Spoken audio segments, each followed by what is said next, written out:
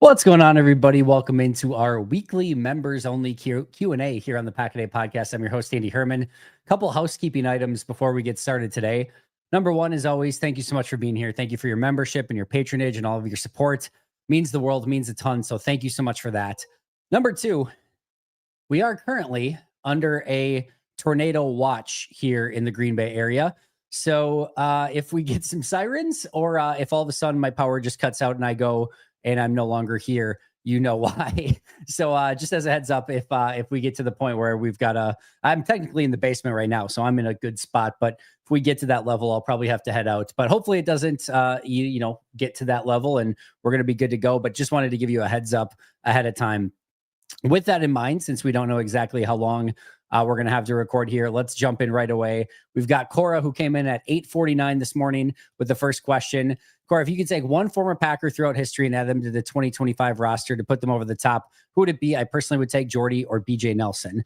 It's a good question. Trying to like my ultimate answer to this, and this is not any sort of disrespect to Jordan Love in any way, shape, or form, but I'm going to take prime Aaron Rodgers probably is I still think you can make a pretty sound argument that the best version of Aaron Rodgers was at least arguably in the conversation for the greatest football player of all time. Like, I'm not saying it was maybe long enough or consistent enough, but I would say like very peak Aaron Rodgers is just a complete insane force multiplier. So I would probably still answer that, even though you could probably go in different directions with it and maybe upgrade some players in different areas.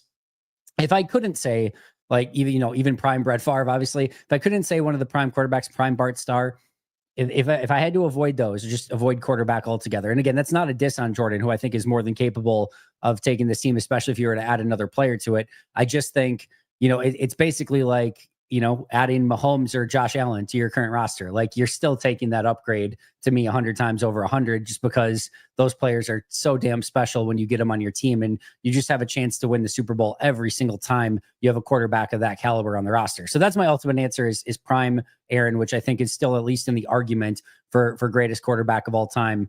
For me, if it wasn't that, I would take a really hard look at Charles Woodson. I think what he would be able to bring. Now, you could make the argument of maybe even an outside corner would be a little bit better. And he obviously made, or was best in Green Bay in the slot, but his ability to blitz off the edge, play zone defense, go back to safety in a pinch, play outside corner if you need him to, but also just be a do everything guy at that slot position. That would be very tempting. Reggie White is always a very applicable answer in this situation. Like, you add him to that defensive front, put him opposite Rashawn Gary as pass rushers on the edge, and you're going to be cooking in a pretty significant way. If I was going to go in the wide receiver direction, I would probably look, Sterling Sharp would be, probably the direction I would go there. At least, again, just players in my lifetime, that would probably be a heck of an upgrade there. Or even just quite frankly, prime Devontae as well as another real option. But I'm going to say my number one option, or my number one answer, would be prime Aaron. And then I'll go Charles Woodson as my backup answer if I can't have Aaron. All right, Ben, I'm going to try my hardest to get to Denver this year, since it's a 3-hour drive in my state. Last time they played there, I was ironically out of town. Well, don't be out of town this year. You got plenty of time to plan. That should be an awesome game to go to. I think that would be, honestly, if I were going to a road game this year, I guess it's a little late. I don't know if that I want to go Denver in December, maybe, but it would certainly be on my list. I think that's going to be a phenomenal game. I know Detroit has been better, but why would they be favored in Lambeau week 1 with 2 new coordinators and the continuity that Green Bay has, plus addition of new pieces? Yeah, I think ultimately this is probably a little bit of a pick 'em one way or the other. I think Green Bay is going to have to prove that they're in that echelon of teams. They could not do that last year, not at home, not on the road. They got basically punked every single time they played a better team. Their closest was probably Philly in week 1 in Brazil. Other than that, their 2 games against Minnesota were massively disappointing. Detroit beat them pretty easily both times. The one in Detroit was definitely a battle, and that was going to come down to basically whoever had the ball last. But, that was without Aiden Hutchinson too in that game. So they lost both times to Detroit, lost both times to Minnesota, lost both times to Philadelphia, and they just could not come up with those big wins. So I think if you're a betting person, and wanted to say, hey, who's going to win? Until Green Bay can show that they're on that level, you're probably just going with the more proven commodity in Detroit. Also, I'll say this, as far as the new coordinators go, yeah, there's some advantage there for Green Bay in the fact that they don't have to see Ben Johnson, Aaron Glenn, and they're going to have to go with these new coordinators. And Detroit might not be in full Death Star mode yet because they're working with some new coordinators. Green Bay also has no film, no tendencies to go off of whatsoever for these new coordinators in Detroit. And while I expect a lot of the stuff to be similar to what they did with Ben Johnson and Aaron Glenn, respectively, it still could be a degree of different, and certainly with tendency of play calls as well. And Aaron Glenn was so out there with some of the stuff he did defensively that you could see a pretty significant defensive game plan in Detroit as well, for better or worse. So those, I think, are more just wild cards that you're not sure if that's going to favor Detroit or if that's going to favor Green Bay. I mean, Green Bay is going to have a great chance to win that game. And this is truly going to be, I think, a coin flip game, if assuming everyone's healthy and good to go for it. But again, if you're a national betting person, you're saying, all right, I've seen Detroit be really good, especially even on the road, especially in Green Bay, and Green Bay has not been able to win those big games lately. I can understand at least why it's in that, 1 point either way. And maybe it flips to 1 point favorites to Green Bay by the time the game gets here. But either way, I expect it to be within about a 1 to 1.5 point radius, one way or the other, for either Green Bay or Detroit. And it wouldn't surprise me if it just ended up being completely a 50-50 coin flip, a pick 'em in this scenario. It's also weird to not play Minnesota until later in the season. Yeah, as I talked about yesterday, very much pro late division games. I don't like week 1 division games. Don't even like week 1 conference games. I wish it was an AFC NFC matchup in week 1 every year, just because I do feel like these teams are legitimately ramping up in the first couple weeks of the season.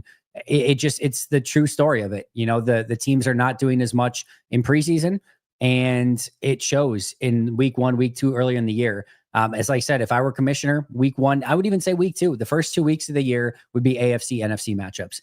First of all, there's no harm in that. It's not like worse football. It's not like, oh my God, if you put Packers, Bengals, Packers, Steelers in the first 2 weeks of the year, I would be just as excited for those 2 games as any other games that you could possibly schedule. So I have no issue again with scheduling it that way. I think it makes a ton of sense.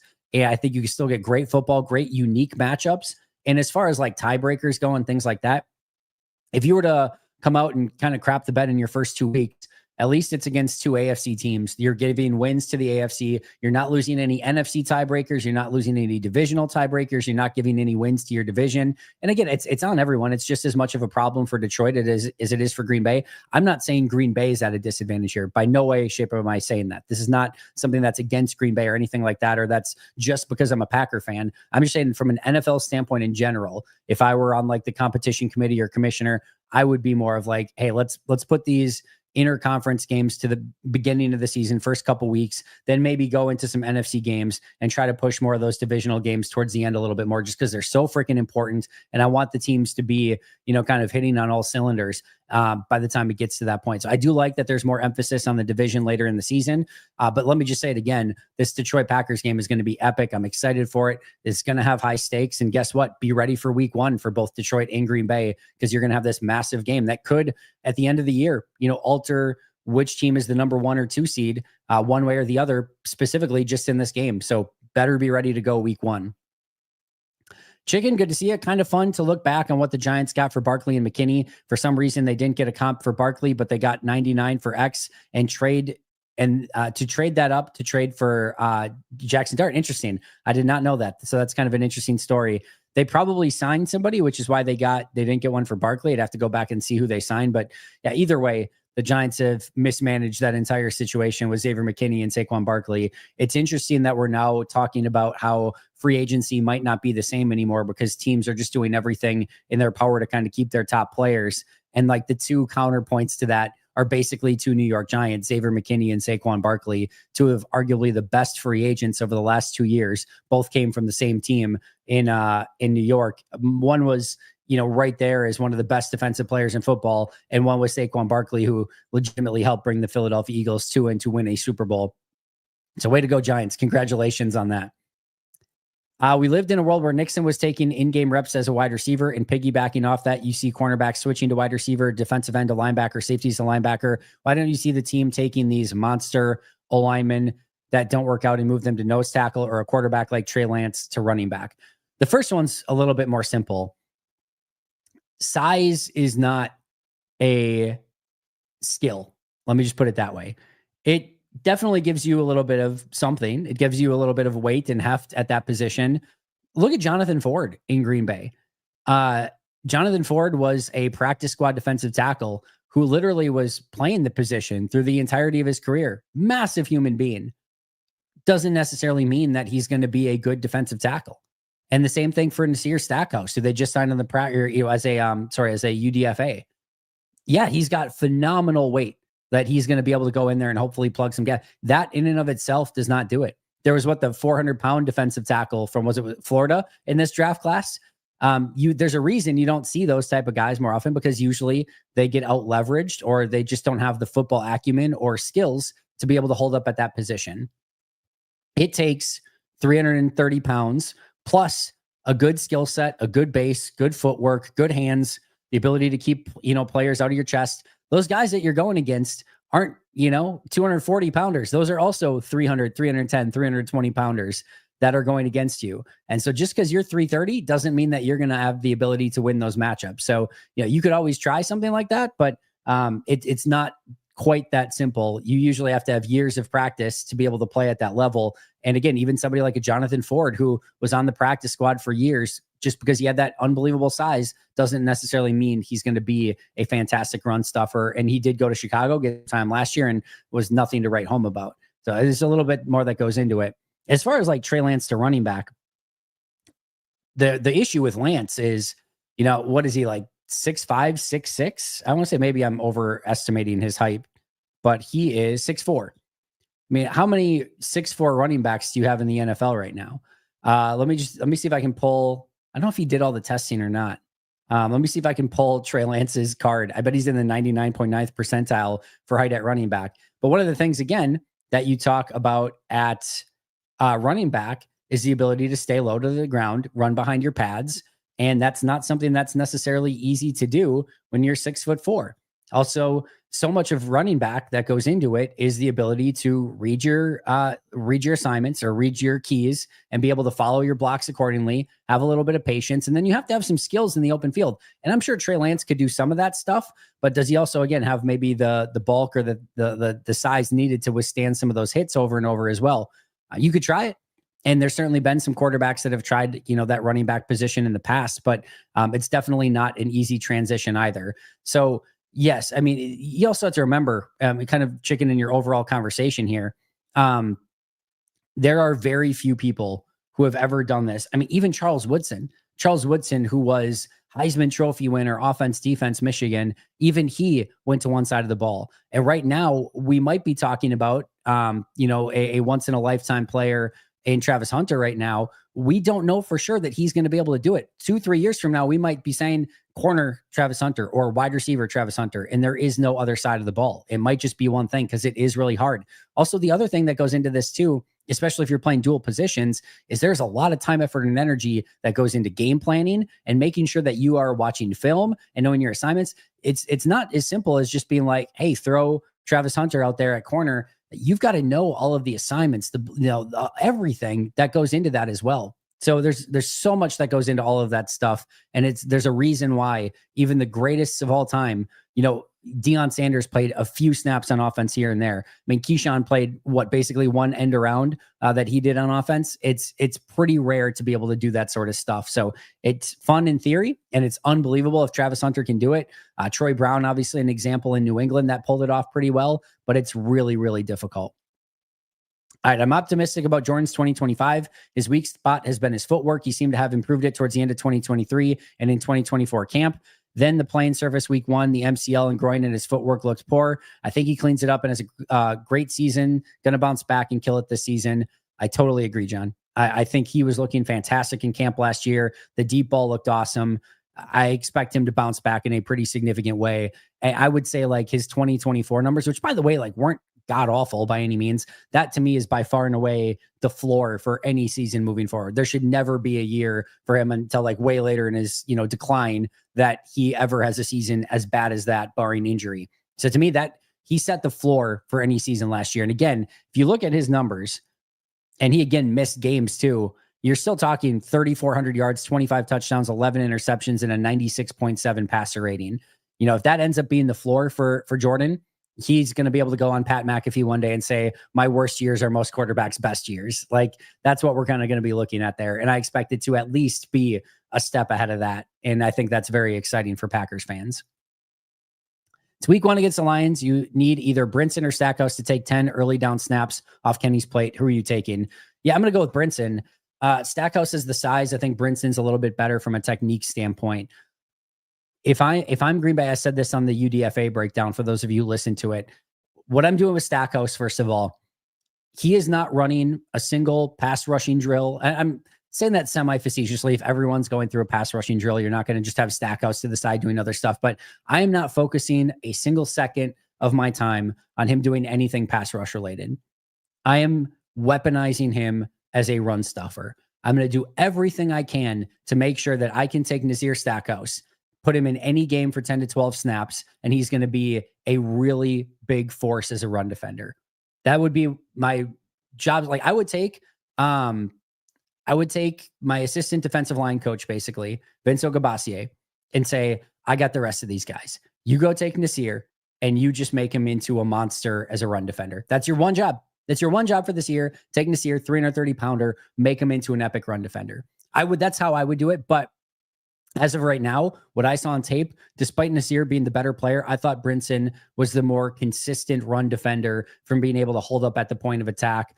There were multiple times where he anchored, just stayed in the ground. Alabama center coming at him, doesn't move a millimeter. There's 2 plays on tape where he's getting double teamed, fends off both of them with an arm each, doesn't move off the line, moves laterally, and then is able to still shed and go try to make a play. So just some really unique stuff from Brinson. So that's where I would go. But like I said, if I were the Packers, I would be trying to weaponize Stackhouse as a run defender to put him specifically in this role. But for now, I'll go Brinson. Do you think the Packers held on to Josh Myers too long and never felt like they gave him true competition?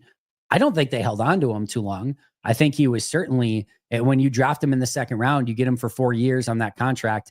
He was certainly worthwhile on that contract that he had on his rookie contract. There was never a time in which I thought Josh Myers should be cut. I absolutely thought that he should have had competition, and I absolutely thought that his starting spot should not have been safe. I think even going back to last year, it was surprising / even shocking to me that going into last year when they drafted Jordan Morgan and the way that Sean Ryan was playing, that the conversation was not Sean Ryan and Jordan Morgan at right guard. It should have been, we're moving Elton to center. Last year, Elton's going to center. Rashid's going to be our left tackle. Zach's going to be our right tackle. Sean's going to be our right guard. And now we're going to move Josh to left guard. We're going to have him compete there. But this is Jordan Morgan versus Josh Myers at left guard. And we're going to have our center be better. And we're going to have our top rookie. And we're going to have, Josh Myers compete for that spot at left guard. So that's how I would have done it if I were Green Bay. Clearly they did not, but he absolutely should have had competition sooner than that. I would have even been trying to work Jacob Monk in to see if he could have done anything, but that was not the direction that they went. But no question whatsoever, he should have been on the team. He was definitely one of the top 10 offensive linemen every year that he was in Green Bay. Should have been the top backup center and a swing guy on the interior, but absolutely should have had competition at center probably for the last 2 years, not just the 1 year. And I said for a couple different times, I would have experimented moving him with guard just to try to take something off of his plate from the mental standpoint to see if he could maybe just do a little bit more at guard without having to think so much at center and just go play a little bit. I would have tried that as well, which is why I would have loved Elton at center last year and then let Myers and Morgan go compete at left guard. And if it didn't work, you could always move, once Morgan had his injuries, you could always move Myers back to center and put Jenkins back at guard if need be. But that's how I probably would have started last year. Do you think you'd ever be able to get Jeff Hafley on the show? If you could, what would you like to ask him? Probably not. I would love to, if that would ever come to fruition, but I would ask him everything. It would obviously be something where you want to try to get him answers that are not going to, he's not going to want to answer anything, it's going to be sort of scheme related or anything like that. But meaning like giving out any, state secrets. But I would just love to see more and more how his mind operates, how he kind of goes about game planning, looking at matchups. And then more specifically, like how his brain operates when he looks at these players and figures out different ways to utilize them to make them the most successful. That adaptability, that's the piece that I think is really unique to Jeff Hafley, and I would probably drill down into that as much as I possibly could. All right. We're going to come back to John Kramer at 323. Oh, good to see my balls itch. If Jay Morgan and Belton were in the same draft, who would you draft first? Does Belton get a chance to win the left tackle spot? Yeah, I was going to say Morgan pretty quickly, but I probably had a slight, I definitely had a higher grade on Morgan. So I had Morgan as kind of like a mid-second round, and I had Belton as a late second, early third round grade. So pretty similar overall. I thought they overdrafted, Morgan just a little bit, but he would have been gone. And then I thought Belton was drafted pretty appropriately where he was taken, maybe again, slightly ahead, but not by much. I liked the pick of Belton in the second round more than I liked the pick of Morgan in the first round. But if I could only have one moving forward, I would still take Jordan Morgan. I think he's got a little bit more versatility. I still think he's going to be, if not a really good player, like a good, solid starting offensive lineman for Green Bay. I think people are way too down on him right now. And again, that's coming from somebody who was hoping he was not going to be the pick in round 1 a season ago, just because I thought it was a little bit of an overdraft. I still think he's a really good player. And I do think he's going to have a impact on this team in a very positive way moving forward. So I would take Morgan ever so slightly over Belton. But if you told me Belton went on to have a better career than Morgan, that would not surprise me. And I will probably argue that I'm slightly more excited about Belton just because if Belton hits, I think he has the ability to be the better player than Morgan. So they're both really unique and interesting. I'm happy the Packers have both. You can never have enough offensive linemen. And again, it's a really, really close call, but I'll take Morgan ever so slightly. All right, let's get back to John. Oops. Will we see more spread offense from LaFleur in 2025? Probably not, maybe a little bit. I think we're still going to see a lot of 11 personnel. I think we're going to see more 12 this year with Musgrave hopefully being healthy and with Kraft hopefully being healthy. I don't think we're going to see, more 4 wide receiver sets or 5 wide sets or things like that. Is it something that he could sprinkle in a little bit more? Because it would be something as like a wrinkle that they didn't show as much last year. Sure. You could see a little bit of that. So maybe slightly more, but not anything that's what I would say noteworthy. But he has everything in his arsenal. So, the thing about Matt is there's nothing he couldn't call or go with at any time. I mean, heck, some of the creative run stuff that he did last year when Malik Willis went in on short notice. I mean, dude just came up with a high school spin series pistol offense, on the freaking fly, like it was nothing. And they executed at a ridiculously high level. Just, unbelievable stuff. Really remarkable what he was able to do in such a short period of time, going from, hey, we got Malik Willis right before the start of the season. Hey, Malik Willis is starting week 2 and Jordan Love is out after week 1. Hey, we're going to come back from Brazil and build an entirely new offense out in a week. And it's also going to work really, really well. Again, just remarkable stuff. So if you told me he went wing T, spread, pistol, spin series, anything, speed option, anything's on the table at this point. Savion Williams might, quarterback the team for a full game. I have no idea. With Matt, you just never quite know. And I love that about him. So is it possible? Yes, I wouldn't bet heavily on it. But if he all of a sudden gets an inkling of, we should run more spread and we're going to do this, he could do it. They've got the receivers to do it. They've got, Josh Jacobs in the backfield that, if you're going to go 4 wide and spread teams out, you've got some big meat up front now. Just put Josh Jacobs. You're getting, maybe some dime defense looks. You've got some meat on the line and Jacobs in the backfield. You could still run with that. You could do some fun stuff with it. No question. Heck, you might even be able to, motion a Savion Williams or someone into the backfield and almost have him, utilize him as like an H-back type as well. There's fun stuff to be had there, but I think we're going to see a lot of 11 and 12 personnel this season from Matt. Andy was at AEW Dynamite last night, and I'm a fan now. My friend's been trying to get me into them for 2 years. Anyway, last night I meant to say was choosing going to Dublin or Dallas. Gotcha. Sorry, my bad. First of all, love that you got to the AEW show. I'm way behind at the moment. I'm very frustrated. I think it was one of the pay-per-views in November last year. I don't know, it was a Full Gear or something. I got through half of the pay-per-view, And then I didn't have time to finish the rest, and it was middle of football season. So I couldn't watch anything up until I finished that pay-per-view. I still yet today on May 15th, I've yet to finish that pay-per-view. So I have to go back and finish that and then catch up on all the other pay-per-views, and then should be able to start watching full time again. But I miss it a lot. I think they're doing, some really great stuff right now. So I want to get back into it, but it's been a hot second. So hopefully you're enjoying it.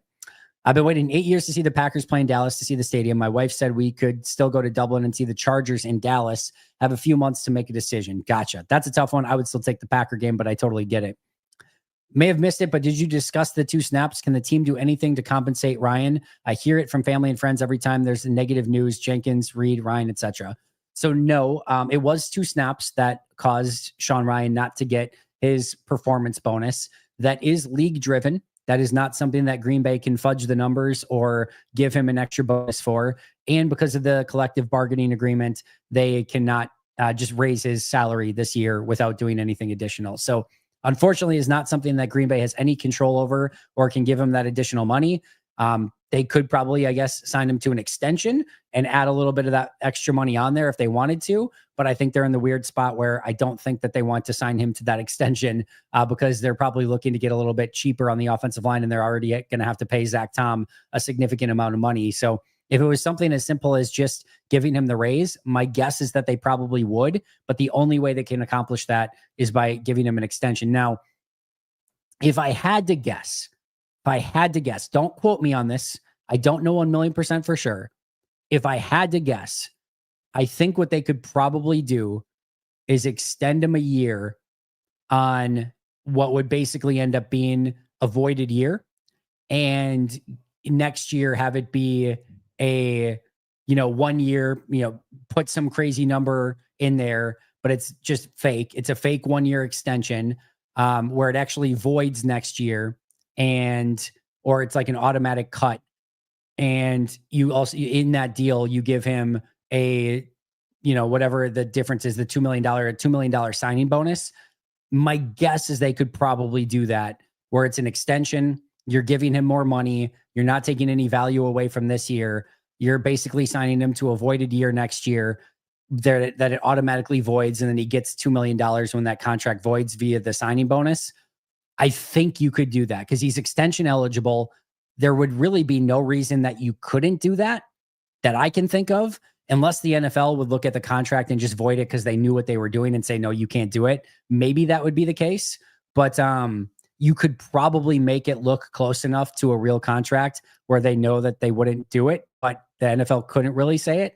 So my guess is they could probably finagle a way to make it work. But again, don't quote me on that 1,000,000%. But my creative mind is thinking that you could probably sign him to a 1 year extension that's actually fake, that automatically voids, and then he gets that extra signing bonus, which is the exact amount that he would have got if he played those 2 more snaps. Can't imagine why that would be an issue, but the NFL is smart with how they look at those things, and maybe they would figure it out. Let's get to our super chat from Craig. Which player are you most excited to see take the next step and really be a difference maker on this team? Well, there's so many different ways to answer this. If I could take any player and see them ascend to the next level, I'm certainly going to take Jordan, right? I would take Jordan as that guy that would step up and take it even to another higher level. That would be number one. You could say like a player that hasn't taken that step yet. And which one would that be? You could make a very strong argument for LVN as being that guy and adding another legitimate pass rusher to this team and having him become the player he was expected to be as a first round pick. That would be a huge step for this defense. But like somebody that I'm just really excited to watch, hopefully take that step on their trajectory, their career, like Matthew Golden would be an example of that. Just seeing him hopefully become a really good wide receiver from day one that continues to take steps into being just a great wide receiver, that would certainly be a fun process as well. But if I could have anyone, I'd take Jordan. If I could take somebody that maybe hasn't shown that sign quite yet, probably either LVN or Devontae Wyatt, to be honest. Either of those would be, I think, huge for this defense if they could take that step this year. All right, where were we? Last question. Any concern about Gary or Clark realizing that they are in the same situation as Jenkins and following his lead? Clark, no. Gary, I don't think so either. I think both of them are probably in fine spots. I think we probably would have heard about it by now as well. So no, I don't think there's any concern about those at the moment. Certainly Kenny should not after the year he had last year. And I think Rashawn has been paid basically with what he should have been paid so far, or maybe even a little bit more. So I don't think either of those really have grounds to stand on at the moment. Whereas Jenkins maybe has a little bit more, especially because they're asking Jenkins to do something else too by moving to center. So he has a little bit more of like, hey, I'll scratch your back. I'll play center. Can you scratch mine a little bit? I don't think Gary or Clark have that ability right now. If you're Jeff Hafley, how do you avoid Oliver getting swallowed up with tight end help and chips? Or are you just happy that it means the other guys get less attention? Yeah, this is a pretty simple one in the fact that, number one, if you are getting help or chips or whatever, again, you're getting some attention on him. And again, maybe the opposite side, Rashawn Gary's getting a little bit less. As we've talked about pretty much, like, this is what all defensive ends are going through at the moment. What I will say is Oliver's unique in the fact that you watch him on tape, even in college, and even if that tight end is lined up there, he's bursting off the line. He's getting past the tight end, helping out. And then the offensive line's got to get like almost cornered more because he's coming from a wider angle. And now he's got to get out there. He still has to stop that speed rush. So I'm almost less concerned about it with Oliver because he might just speed rush right past that tight end. The other thing I'll say is this: if you want to be creative about it too, what you can do is if you see, tight end and offensive tackle, and maybe it's not just going to be like a chip or you think you're going to get double teamed if you're Colin Oliver, it's pretty simple. You have him rush initially. You see that the tight end's staying in to block. You just drop into coverage. Now they have two guys that are assigned there, and you could do a couple different things with them, right?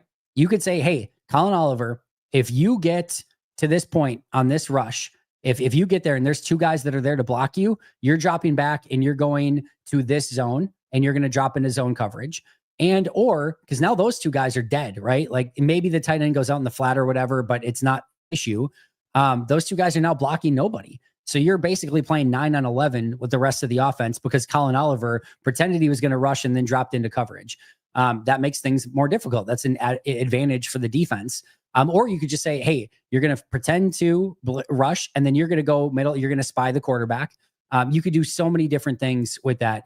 You could just say, hey, twist inside. Now you have to be a little bit careful with contain, which is why I would probably go drop into zone and or go spy the quarterback in those situations. But it's a little bit more unique where if you get that, I would probably have him just be creative and say, hey, if you see the tight end staying in because you have the ability to be an athlete in space and actually drop into coverage and do some unique stuff, go spy or go into a zone and don't just go up against a double team where you're going to lose. That doesn't do us any good. Yeah, I would rather have you doing something a little bit more worthwhile, something that's actually going to help the team. So go do something, whether it be a spy or drop into a zone, see if we can help you or help the defense in another way. Love the challenge of this schedule. Iron sharpens iron. I predict the Packers will be 12-5 and win the division. Bill, I love that. I think 12-5 is absolutely reasonable, although I do think it's going to be difficult. The one thing that I did think about today as I was going over the schedule for the radio show and did not talk about yesterday, we did talk about the final stretch of the season being road games, right? Being 4 of the last 6, 3 of the last 4, 5 of the last 8. That is tough and daunting in and of itself, but that's not where I'm going with this. If Green Bay does not win the division, okay? If they don't win the division, you're at best the 5 seed, probably the 6 or 7, right? But 5, 6, 7 seed doesn't really matter. In all likelihood, unless you're the 5 seed and get the 6 or 7 seed that also wins all of their games and you get an NFC championship at home because of that, you're probably going to have to go on the road 3 consecutive games in the playoffs. Winning the division for this team with this schedule the way that it is going to be massively important. Otherwise, what you could be looking at is starting December 14th on the road against Denver, on the road against Chicago, Baltimore at home, on the road against Minnesota, on the road wild card, on the road division, on the road NFC championship, on the road Super Bowl. That is 7 out of 8 weeks, technically 7 out of 9 because you have that bye between the Super Bowl, but 7 out of 9 weeks on the road. And just having to go, 3 of your last 4 on the road to end the regular season, 4 of your last 6, 5 of your last 8, and then having the challenge of road game in the playoffs if you want to get to the Super Bowl, and then having to go on the road to a neutral site as well. That is a ton of travel and a ton of just wear and tear and just really hard situations, right?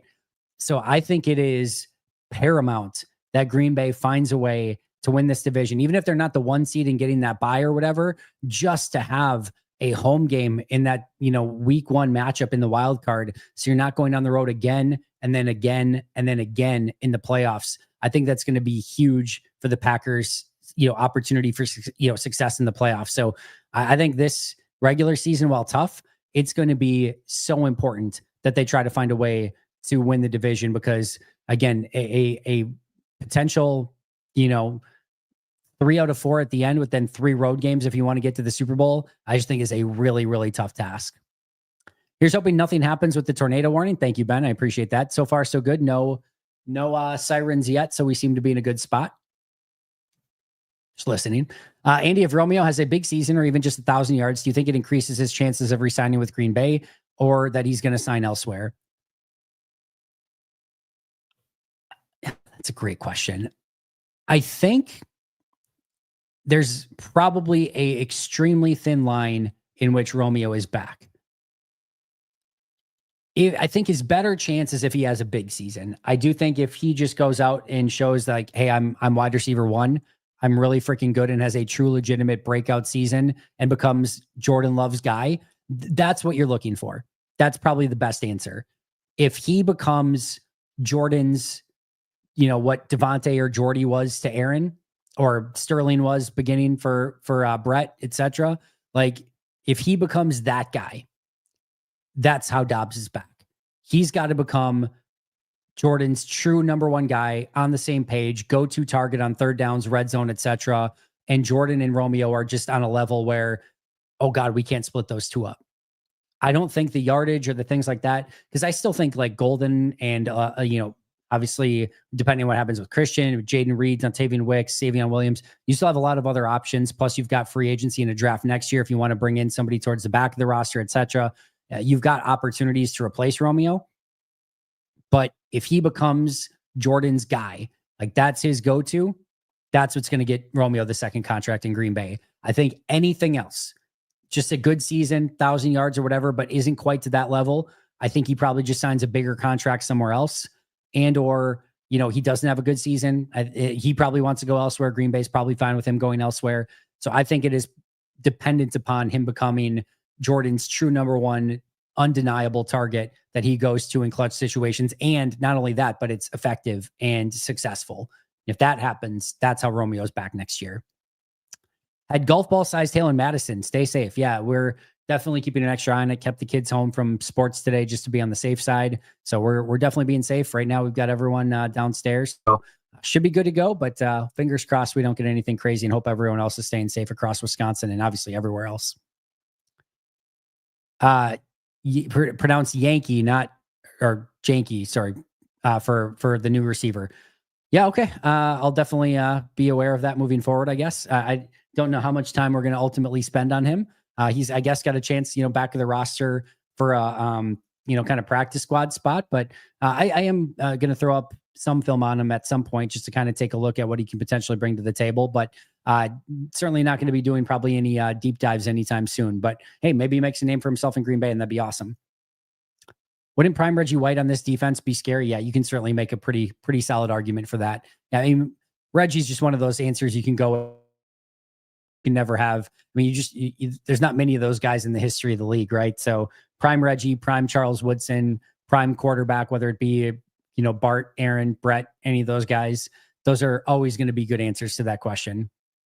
Game Boy, good to see you. Hello to you as well. I think there's a 99.99% chance that Green Bay wins 20 games this year. I like it, Beast Bumblebee. Sign me up. Even then, like it'll be a situation where the Packers go 17-0. But I guess it couldn't be that. Oh yeah, I guess it could. So the Packers go 17-0, but so do the 49ers, who the Packers don't play this year. The 49ers somehow get the tiebreaker. The 49ers get the number 1 seed. So the Packers are going to have to play in the divisional round. They go 3-0 to go into the Super Bowl and end the season 20-1 in that scenario. That would be the luck. If they go 20-0, but they still have not made the Super Bowl at that point, they're 20-0 in the season, go to the Super Bowl and lose in the Super Bowl. That would be the Packers' luck in that scenario. But I say in jest, they're going to be just great this year, one way or the other. Like the idea of division games being later in the season, but not that late, like week 5 or 6 is first division game, then diving through up. Totally cool with that as well, Ben. Second, well, second of the division games could be the last few weeks of the season. Having Baltimore in week 17 is odd. I like unique matchups at any point in the season. I'm kind of like, I've just seen so much football, I think, at this point where I've seen so many damn Packers, Vikings, Packers, Lions, Packers, Bears games. It's not that I don't like those games. I've just seen them 2 times a year for way too many years at this point.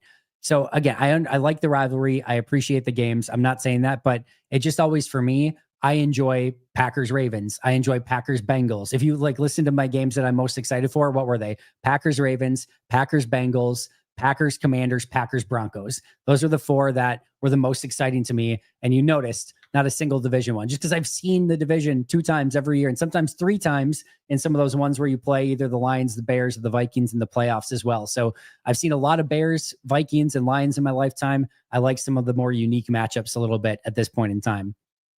Speaking of Trey Lance, I looked him up after Chicken's questions. He signed with the Chargers. Yes, he did. We'll see if he ultimately can make anything of himself there, but fresh start. Didn't work in San Fran, didn't work in Dallas.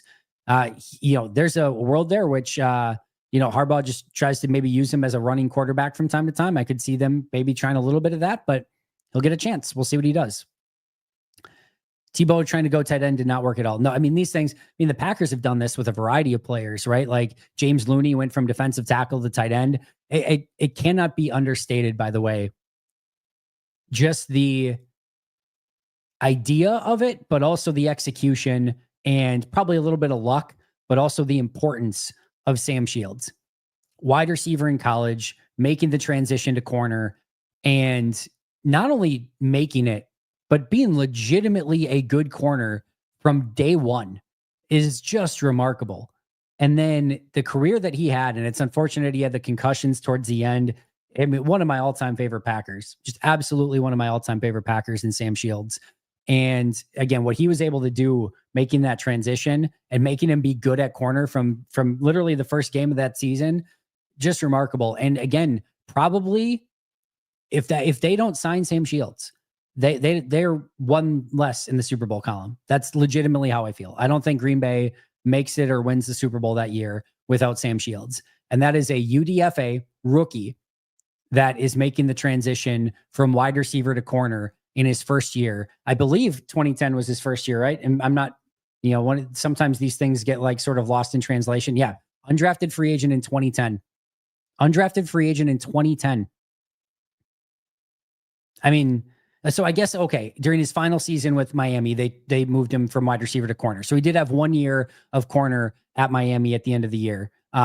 So he did have a little bit of experience prior to that. So my apologies on that. That was one piece I was missing there. So he did have some time at corner previously, but the fact that they got him as a UDFA and then again kept him obviously at corner, and the fact that it worked that well is pretty remarkable still. So shout out Sam Shields, again, one of my all-time favorites.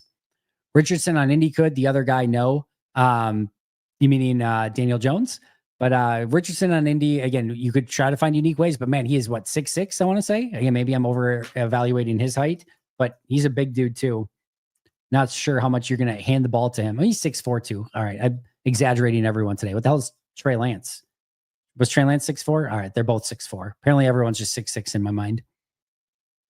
No, I asked yesterday. I think you mentioned, someone else mentioned giving Jair incentive deal up to 19.5, then void the last. It would just be voiding the last year, which would be next year.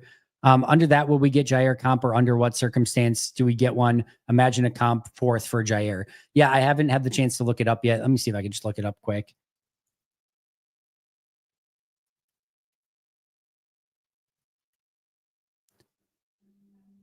A player who has avoided contract can still be counted toward the team's compensatory pick formula.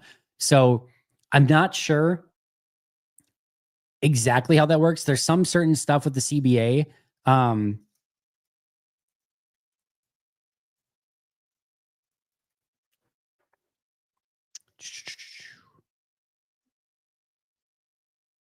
In the NFL, teams can't simply cancel a final year of a contract unless it's part of a voidable year or a mutual. Okay, so they can't do it with a mutual agreement. Okay, so I believe, again, just a very quick AI search of this. I believe what they could do is void that final year of the contract with Jair's approval as well, which he would go for. He'd be an unrestricted free agent next year.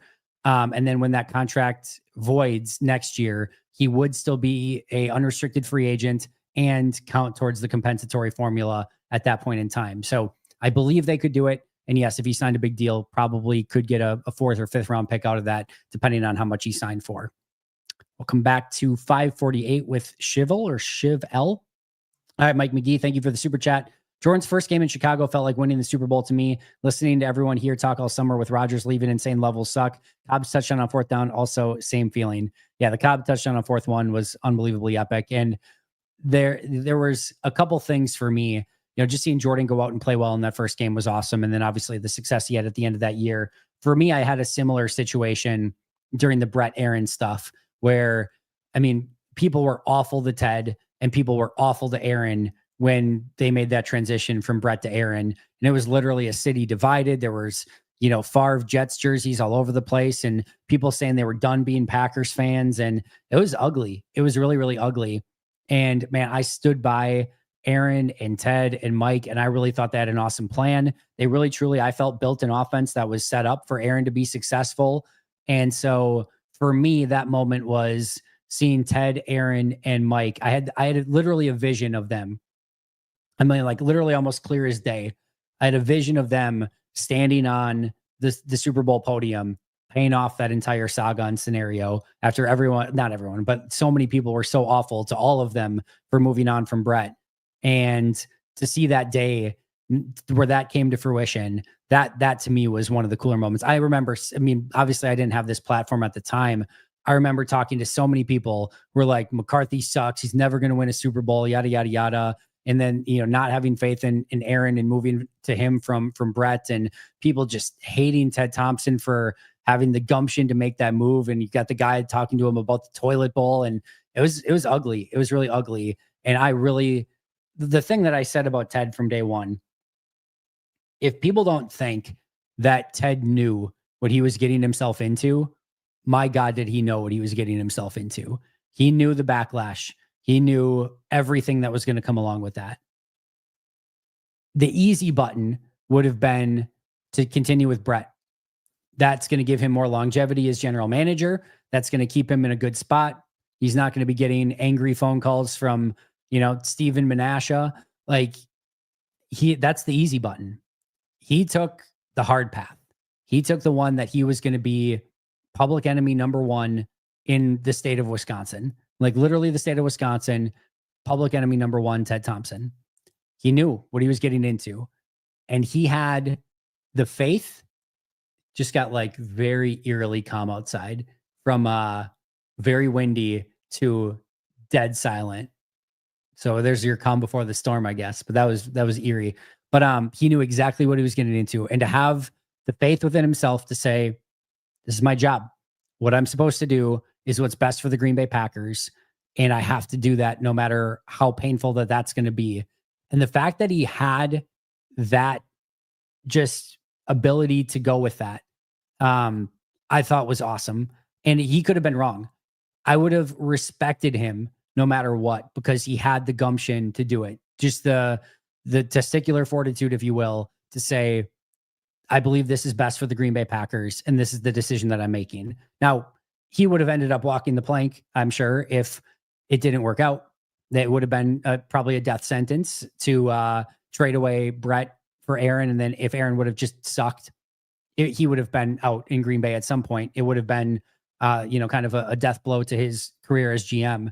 But in the moment, the fact that he believed in it so strongly and was willing to do that was still one of the coolest things. And the fact that it worked out and then it paid off with the Super Bowl win as well, to me, that was my version of that. And as a slighter aside, the sort of side note in that was one of my, 5 greatest or most favorite Packers plays was in that Super Bowl as well. Actually, 2 of them probably are. One of them being the Nick Collins interception, but the other one, people were also awful to Jarrett Bush. And, he would get in that corner and people would just groan and moan and be so pissed off. And the thing about Jarrett was that he was on the roster for special teams. If he got in the game it was because, usually there was some sort of injury or he had to fill in a pinch. And for the most part, while never being, a stud corner by any means, like he was a serviceable, like emergency corner, right? And again, the fact that he had to be in the game was not necessarily his fault. He was there because he was a special teams guy that also happened to be a backup corner in a pinch. And for him to come in the Super Bowl, for Charles freaking Woodson and play in that spot and get a massive interception in that game was also, I thought, just one of the coolest redemption stories of like, oh, how do you like me now? I thought that was one of the coolest ones as well. So those are a couple moments for me that are kind of similar to you, Mike. All right, where do we leave off with Mike here? Sorry, I lost my place completely and really cannot find it. Where did this go? Oh, because I went to the super chats. That's right. Let's see. All right, there we go. Shiv. You could guarantee a player from the last 3 drafts hits their ceiling. Who would it be? Guarantee a player from the last 3 drafts that hits their ceilings. I'm assuming you mean including this one.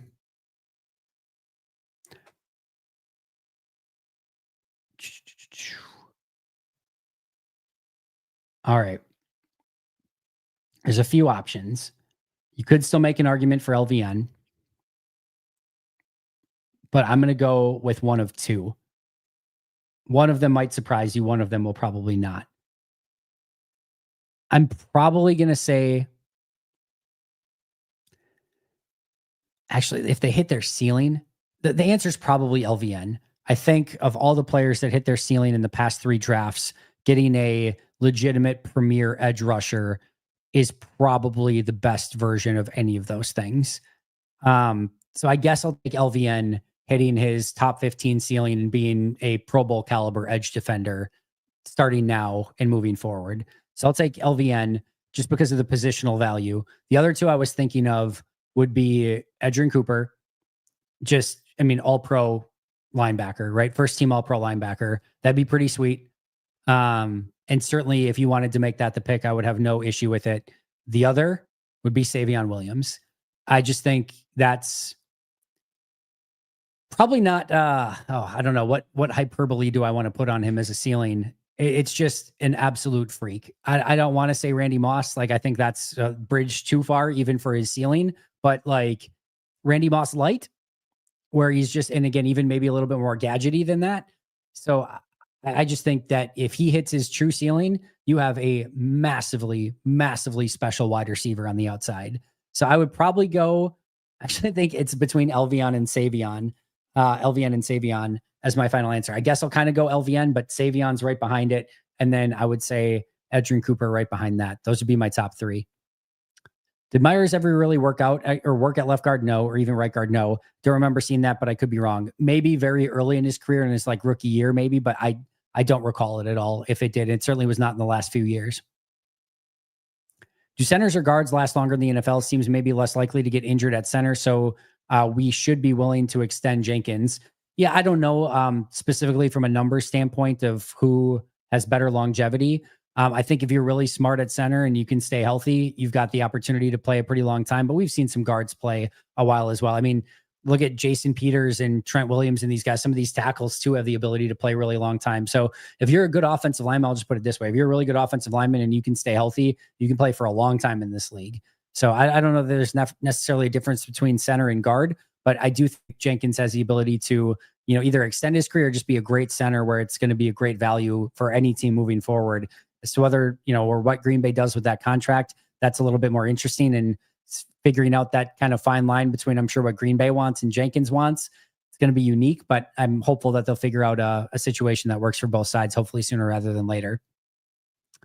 Yeah, I guess probably is maybe centers a little bit. I'd have to look at the numbers, but there are guys like Will Shields that played forever at guard. Alan Faneca played forever. Steve Hutchinson played forever. So, I mean, there's some guys there that play a pretty long time at guard as well. No offense to some of the other coordinators we have had in the past, but to me, Hafley has been one of the more interesting coordinator interviews I've heard. You could tell right away. You could tell in the very first press conference. And again, you can't win anything in the press conference, I will state this again, and I've stated in the past. Mo Drayton, every single time I heard that dude talk in a press conference, I was like, I want to go play special teams for this guy right now. What do you need me to do, Mo? You need me to run through a wedge? Like, just put a helmet on me. I will go out there. I will injure every limb on my body. I was ready to do everything. And man, every single time I heard him talk, I'm like, I know this special team sucks, but I don't know how. Like, this guy feels like a genius. Everything he says is so smart. It makes so much sense. I feel motivated wanting to play for him. So you can't win anything in the press conference. Mo Drayton was awesome every single time. Every single time I was impressed. Didn't work. But with Jeff Hafley, you could tell immediately. I mean, you can't win anything there for sure. You don't know how it's going to work out, but just how he said it, what he said, the way he went about saying it, it was all just awesome. I loved every second of it. So I've been so impressed with him. I don't know how long, again, he's going to stay in Green Bay, meaning I'm sure he's going to get coaching opportunities at some point, but as long as he's here, Green Bay is very lucky to have him. And then I've talked about this as well, but there was a moment last year in training camp where the defensive backs, so the media is on the sidelines, and sometimes there's only certain position groups. You can't walk wherever you want. You can't go on the field and be like, I want to go watch the defensive tackles way over there. So I can't just cut across the field and go watch the defensive tackles. I have to, try to see as best as I can what's going on over there. You're sort of limited sometimes to what you can see that's nearer to you. The corners happen to be working on press coverage, and Hafley came over and decided to be the one that was coaching that day. With his defensive background. And my God, it was awesome. It was so good. It was one of the coolest things that happened at any of the training camp practices a year ago. And just was really, really cool to watch. He's unbelievably smart. Green Bay's very, very lucky to have him as a coach in Green Bay. And I've been listening to head coach, GM, coordinator pressers, even position coaches back earlier in McCarthy's time as head coach. Yeah, he's impressive. How much weight did Banks lose, and how will that affect him? Butkus mentioned yesterday. Also, Cooper is bigger. I will have to go back and listen to that. Actually, I don't think they have them, so I'd have to look. I didn't see anything about that. See if I can find something quick.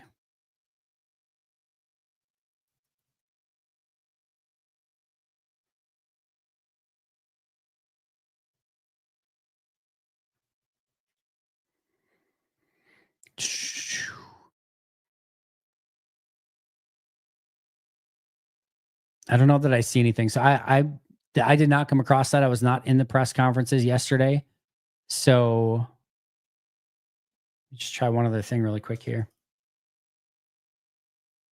Yeah, I don't see anything. I'd have to look at that a little bit more. I'm not sure where that was said, or if there was an article on it or not, but I did not see that. And I don't know, obviously, without knowing it, I don't know how it'll affect him. Yes, Cooper put on weight. He put on 11 pounds, like 229 to 240. Very interested to see what that looks like. I'm hoping that he's still just as fast. Oh, we have got a shit ton of questions today. Holy cow. You guys are killing it. All right. We're going to have to go a little bit more speed round mode here. Musgrave will be traded. They will run power concepts a lot and let it fly in the air. I do not believe Musgrave will be traded. Maybe this was in regards to me saying Wishbone or whatever earlier, but I do not believe Musgrave will be traded. Wishbone, here we come. Love it. Who needs a quarterback 3 when you have Savion Williams? Emergency QB, baby. Said he had the strongest arm of any of the quarterbacks at TCU. Now he wasn't even a quarterback. So that's very impressive nonetheless.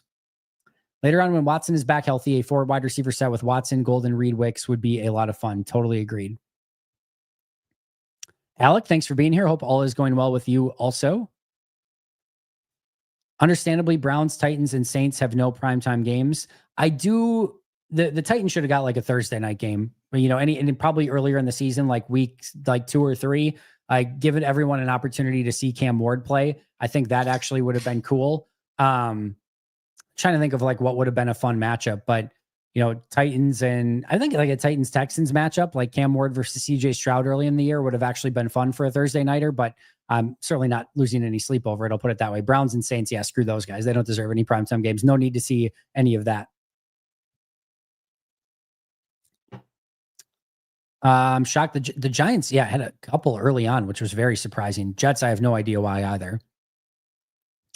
Cooper Jordan has to be the main answer. Not seeing Lloyd might take him out of that comment, but seeing what Lloyd can actually do will be fun. That's a fun one.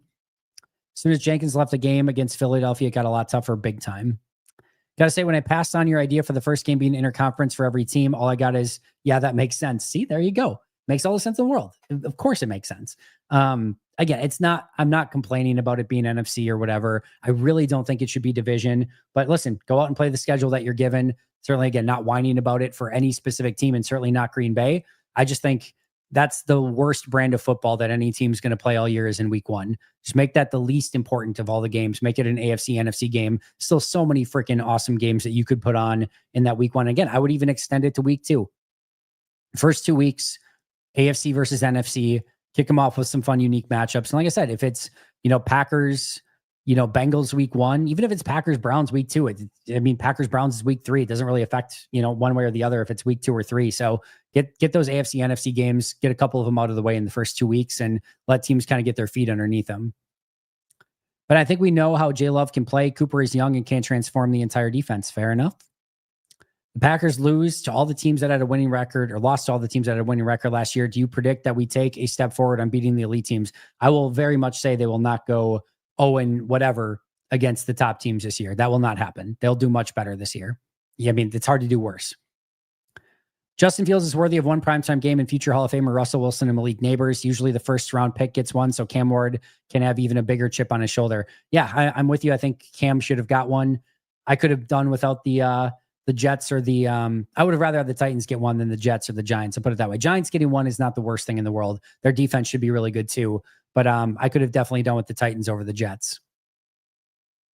I was actually responding to Cooper, not talking about our inside linebacker. I think as long as he stays healthy, Edge can be in the top 3 inside linebackers throughout the entire league. Love it. Let's see. I'd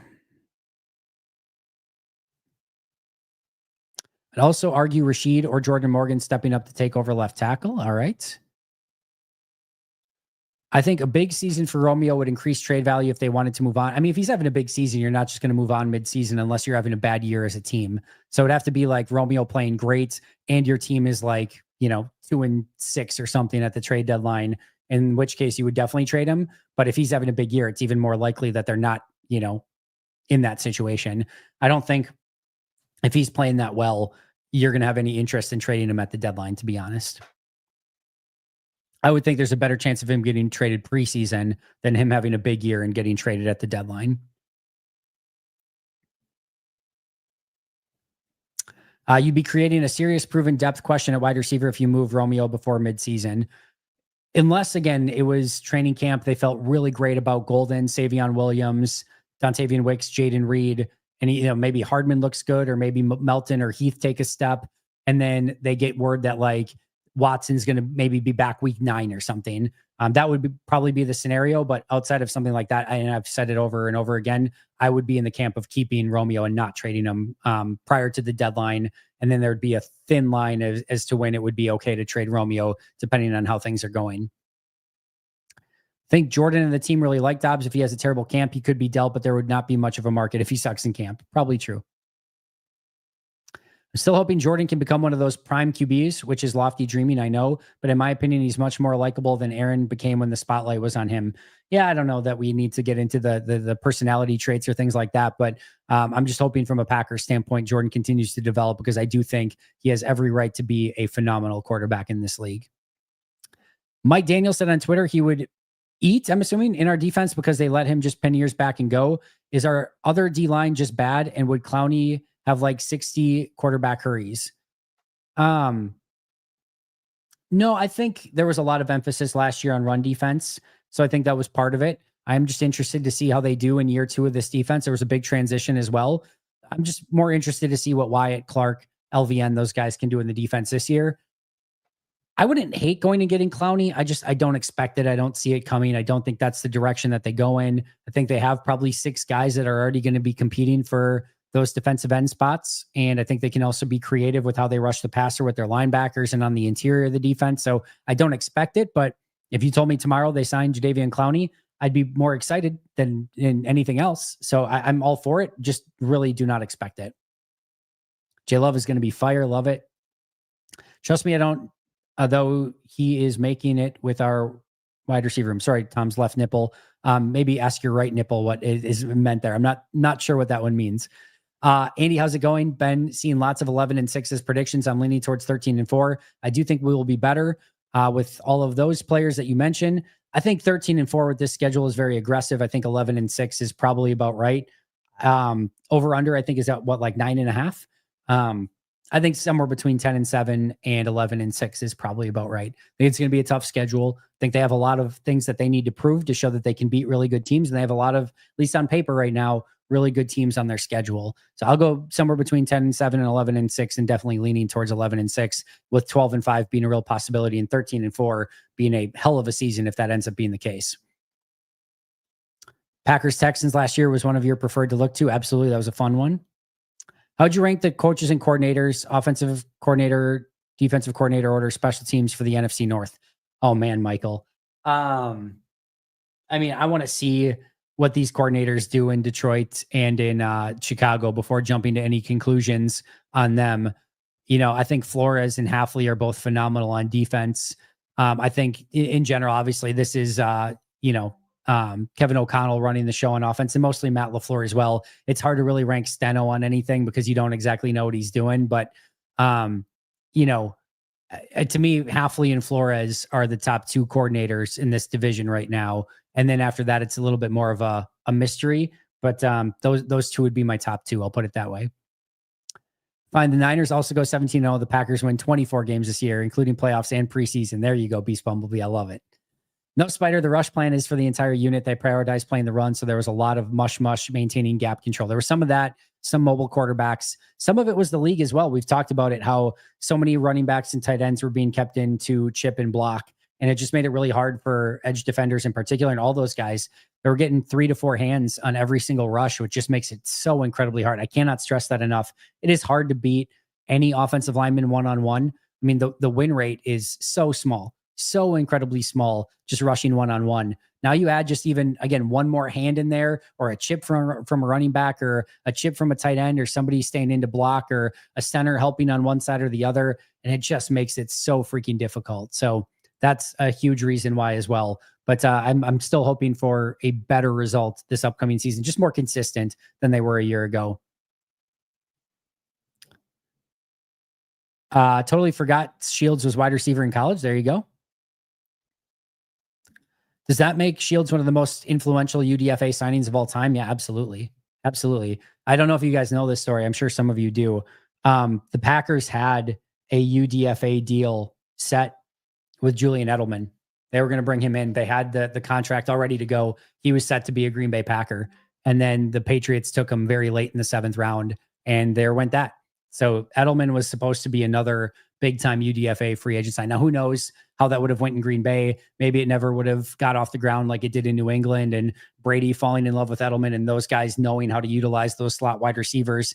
But it's hard to imagine Edelman wouldn't have been successful in some way, regardless of where he played, right? It's not like Green Bay didn't know how to use those players, but maybe it would have been a Taysom Hill situation. Maybe he would have looked good in preseason and in camp, but they didn't have a spot for him. They release him.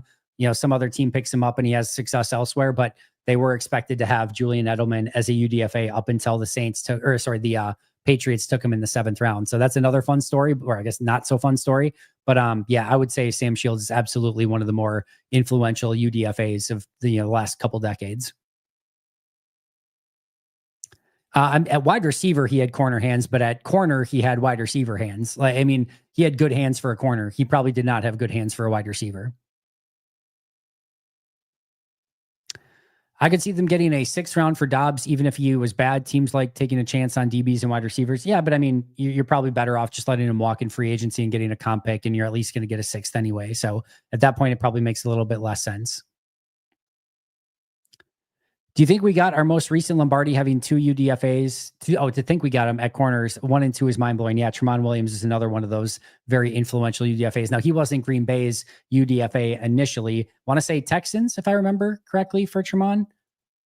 Tramon Williams was a UDFA of the Houston Texans in 2006. Never played for them. Released. Packers picked him up, and then the rest was history from there. So, he was initially a UDFA for Houston. Thank you, Houston, for not hanging on to him.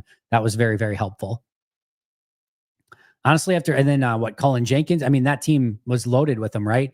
Probably Frank Zombo Eric Walden. Maybe Walden was a late draft pick, but I'm pretty sure Frank Zombo was a UDFA. Yes, he was. Eric Walden might have been a 6th or 7th round pick. He was a 6th round pick. Yep. Charlie Pepro, was he? I think he was a 4th round pick. 5th round pick. Okay, so he was drafted, but still, Cullen Jenkins, Tremont Williams, and Sam Shields, all UDFAs, and Frank Zombo. Trying to think if there's anyone else. Howard Green was probably drafted, right? Howard Green, yeah, 6th round pick. So yeah, still very impressive that you're getting guys like Cullen Jenkins, Sam Shields, and Tremont Williams all as undrafted free agents, and the impact that they brought to that team. Just remarkable. Ted Thompson reveled in going his own way. Yes, he did. Storm's about to hit a Nina. Stay safe, Zoid. Ryan Grant was also a UDFA. The wide receiver part, I don't think is true. I think that's a different Ryan Grant. Ryan Grant, the Packer, I don't think was ever a wide receiver.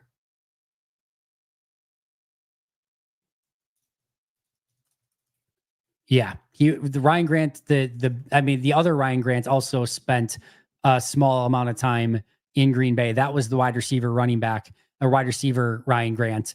The Ryan Grant running back never played wide receiver previously, at least that I'm aware of, and certainly it's not on his Wikipedia page anywhere.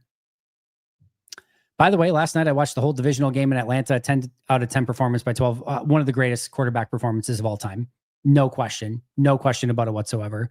And the whole team, still think it holds the highest playoff score in franchise history. Just an all-time unbelievable game. I mean, probably my favorite. I mean, it's tough to like beat a Super Bowl, right? But like outside of winning a Super Bowl, which in and of itself is his own amount of epic, probably my favorite Packers game of all time. No question.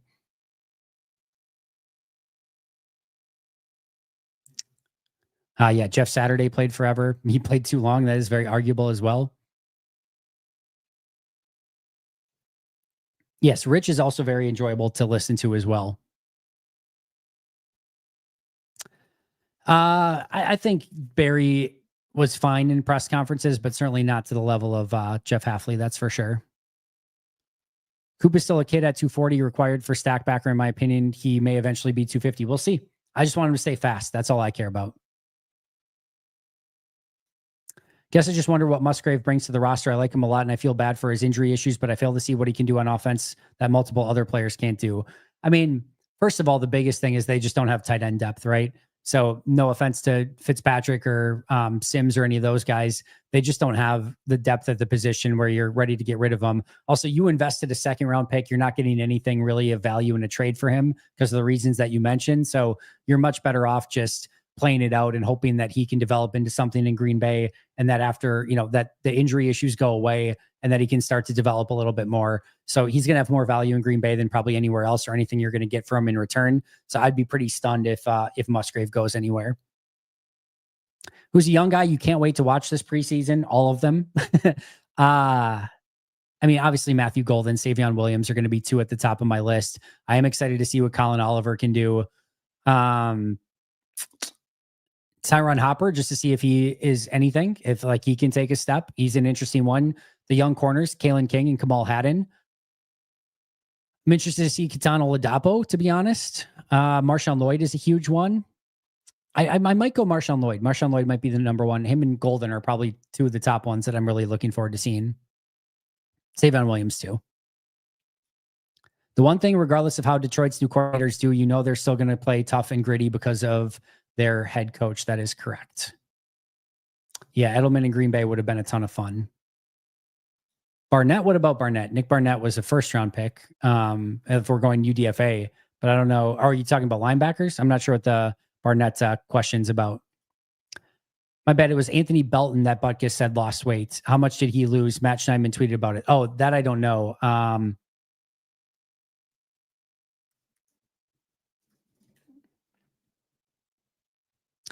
Packers offensive line coach Luke Butkus said rookie second round pick Anthony Belton athleticism is showing after shedding weight. My guess is what that means is that he shed weight during the process and that he's probably in that 330-ish range would be my guess. I don't think he's probably down anything further than that. I would say that it's probably 330, high 330s is probably my guess. Thanks for all you do, Andy. Your channel is part of my normal day routine every day. Keep up the great work. Record predictions for high 12-5, low 9-8. That sounds about right, Celestial Prophet. And thank you so much for the kind words and the support. It truly means a ton. My first football game was 9/11/95, and I saw Favre throw a 99-yard touchdown to Robert Brooks at Soldier Field. Immediately became a Packers fan and the most hated Chicagoan. Thanks for the great work, Andy. Mike, that's awesome. That is a phenomenal story, and I remember that play as clear as day. Watched it live. Monday Night Football, right? I want to say Monday Night Football.